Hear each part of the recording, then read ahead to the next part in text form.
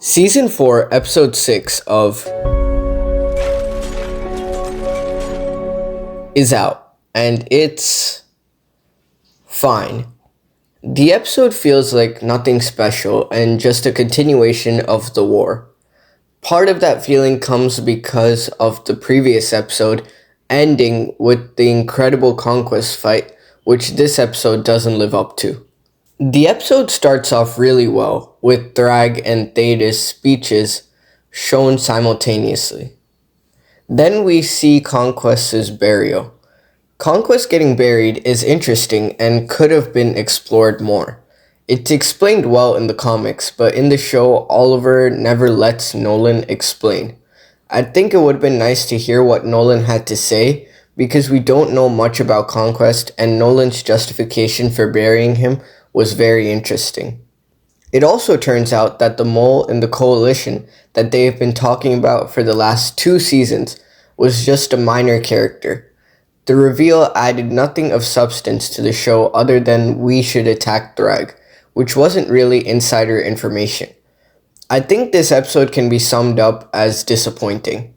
The mole was a nobody, which was disappointing, but the biggest disappointment from this episode was the Viltrumites. Before talking about that, a good part of this episode was Nolan and Oliver's bonding. Nolan's attempt at being better seems really honest.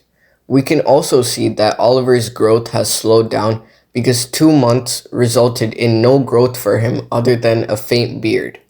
Tech Jacket's gender swap made a lot of people think she would become a love interest for Oliver, but after what Oliver tells Nolan about a lobster making him feel fizzy, I think they might still go in the direction of Oliver dating a bug.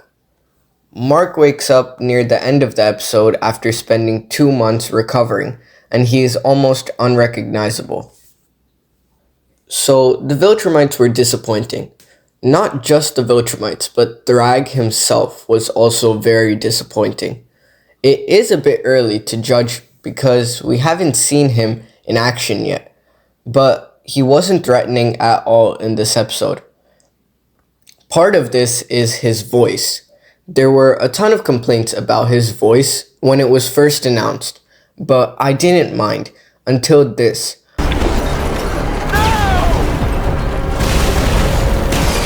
It made him way less menacing.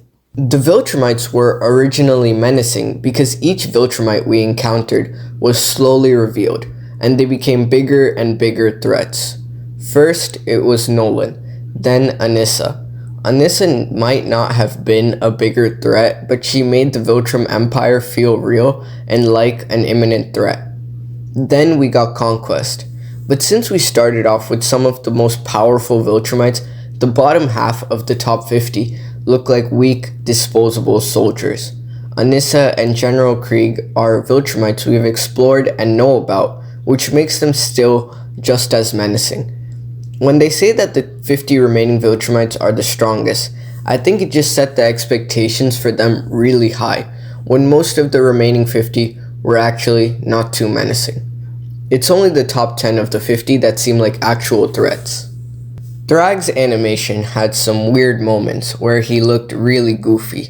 I'm confident that Thrag will regain his lost aura in future episodes, because we haven't actually seen him in action.